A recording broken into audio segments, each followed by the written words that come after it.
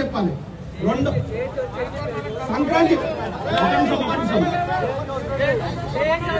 సమాచారం చెప్పేటోళ్ళు రావాలి. మనకు ఎవరు చెప్తారు? ఇప్పుడు వారం సత్యరేటుని పిలిపిస్తారా? సత్యరేటుని పిలిపి మళ్ళీ రేపు పొద్దుగా ప్రెస్ మీట్ పెట్టి మేము ఇది చేస్తాం అది చేస్తామని చెప్పకూడదు. అట్లనే ఇక్కడ ఇష్యూ ఉంది. ఇక్కడ ప్రవీణ్ లాంటి వాళ్ళు చాలా మంది, సుభాష్ లాంటి వాళ్ళు ఇల్లు కూడా కొట్టుకున్నారు.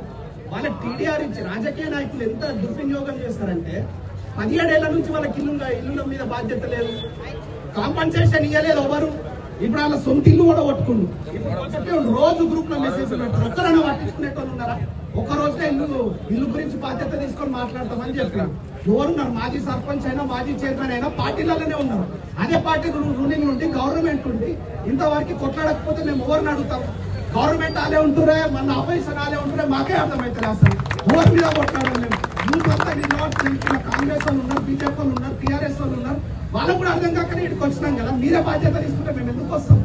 మాకేం అవసరము? ఇవాళ టీడీఆర్ ఇష్యూ చేసి ఇళ్ళందరికీ కాంపన్సేషన్ ఇవ్వాలి. అది ఎవరు బాధ్యత తీసుకుంటారో కొట్లాడాలి. దీని మీద ప్రత్యేక అవగాహన ఉంది. ఈడ ఎంతమంది దగ్గర 12-13 కుటుంబాలు రోడ్ల మీద పడ్డాయి. ఒక్కరైనా బాధ్యత తీసుకుంటారా? ఒకసారి ఇక్కడ కూర్చుంటారు, మేము రోజు చూస్తాం. ఎందుకు గట్టేస్తా రైల్వే సమస్య అంటే ఏంది? మీరు రాజకీయం చేయడానిక?